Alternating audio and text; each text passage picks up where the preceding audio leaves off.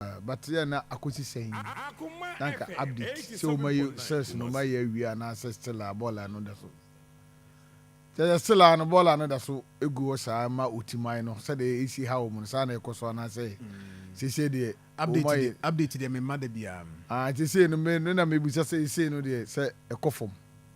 omugusu manage no resume line contract na so I had dey aba na say bi ma yo ho na sanity ti en football and resume line ho they say about edrum maybe na politicians no yeah edrum maybe na politicians no yeah niam bia say yeah that timamufo na too much Akoma FM menya zuba me chew ba bia obia say yenze saball and free and potemu yen potemu so de ahunidie no de eyese bi edi ahunipa o ba saball na bi wa de ko henfa abobo ye awura na hwa oduru umfichire ba bia ne ngura bi ho na wadane agum ko ba bia so de ball na ko no kra no onya kwan na o de ayedai e de akọ etina yese ye dada ye ho na se bi ye de me sa dwuma wo ya zoomla ayi me se zuba oil say they say tankers ba said they not today say akosi ayi apawuni ara do mo ba no e wo hoda daw sa dwuma wo ya ye no e na me pese bi busa say adwuma wo ya mu ye no be pese me hu say yo mbetimi asustain ana e pa so tebase tiopa then I make akosi di say your strength assembly no because say no nana mama who say no assembly na kasa say enya adwuma bia de ntia bia na o kasa ne say implementation into me 87.9 enkoso because say your assembly member your unit committee members now fed the MC na Saudi soldiers ne task force esa koye sanitation not to say Ghana nkasa na say be yekuma sankasa your problem honorable assembly members ye besrem yerim ye say adwuma na edin abia ye ba say masade we toa so akwa ne drumre bia mo electoral area na nkasa no esim bia ni manum Akoma FM the honorable Zuba ye no assembly members no do na ba bia ya start no because omunya free ho e the soldiers ni free ho a ehun bia nim bim but I say your strength to there say unit committee for no more ho no any town council for no because assembly bia on the town council assembly bia our town council sa staffs ni nyina na e wo ho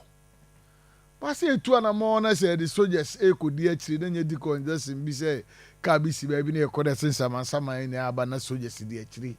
dia de bi soldiers betuma di akiri na Dabi jan support sama for football engu ese ba bi basa o but enya ade betuma sustain just committee ni no what wa ye to aba ma no but onim ye say assembly member dey kwa won frɛ no dia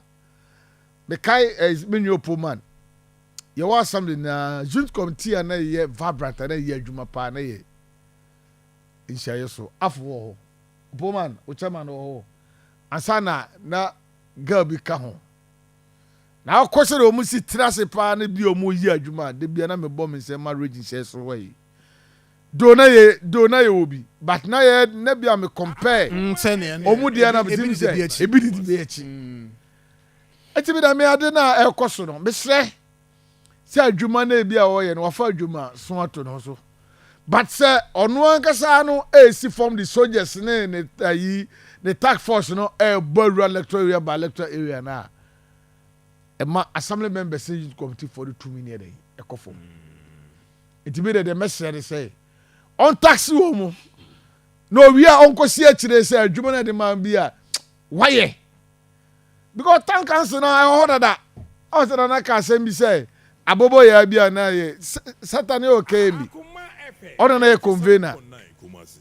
abobo ya na ye branding nyina no samre ni nyina wo yi akọ it mesre say omuma ye hu say as assembly members no any dwumadie bia di edi agye sɛ bi a MC na no esi fam because the entire maker say say 1 meter na ewo kejeti asem no ekwa na kejeti light sem no oh no edru me bia na on say o ka chem se ma membam on say me ka chere o say me ka chere so say o be kasa no say me ma afan ya ka sanitation na the entire bia make kasa no say the entire make kasa no say adwuma hia zuba I say hia kumaseman eni adwadie pa na ade no bita ba ko na bia ewo kejeti ya tu ho adam akodu say Baja Chedi. We are near Chedi. Now that Chedi say, I'm not for Bromo Bre. Bola war, I say, as a bola war Kajeti Bio Motisa. Hayana, Opoma Soka say, 3.5 billion be a Mokasa Kokosika. Nipa Bakubia. Then I was saying, Ya Jason and Mao Yinano, Aguho. As they say, Utu a year, sir. You know, you're drinking, but the Mitchell say, so one from Rakwaso and yes, Jumano near that, and I say, who jai is a soldier and the men now. I saw a goo, because square one. Because say implementer, no, asabi ni no, ajia to me say, your president, no, and a board of directors, and assembly members, no. Now, Koya Jumane be a board of directors, no, what pure mercy in Chene be our yes, Jumana, and ye. Now, no, dear, na me canea there, na be tea, aye, sister station, and your dear. So I call bon can be a saying a year at 7.5 billion 13 street lights. Now no, I said lights no MBA. I'm not for 2 ball basa. Sasika we all be the Congo so lights no. I'm right here. I'm not for 2 ball basa. But sika de sasika de koto 13 bulbs on the other no. Opoma no ha bi obeche. Me frɛ na de na. Me frɛ PM no so da bi anton kanea bia. Enti be sɛ ne sɛ sa na ye rekodwo bo su ko ye bia na ye kan bia no. Sika bi okoyi su Rotary Park na nye sɛ sika no use ka sɛ $4.4 million ana eno kura no oka no wow sister station. But now assembly na enye sa. Ba oba no otin ho ase. Auditors buy here the books be go na nye sa na oyisu ye. Enti no enkwa abonten kope en picture bibi ema ye mu bi no so entena se na ball ba akokora se me koto ball ba akokora na assembly price kora me ton 700 me multiply by 13 amenya say how say bi obetina ho na enna TikTok say what bon kanea bi obi so atwa ba wakọ record the post ni nyina say 13 post no kra na post no ho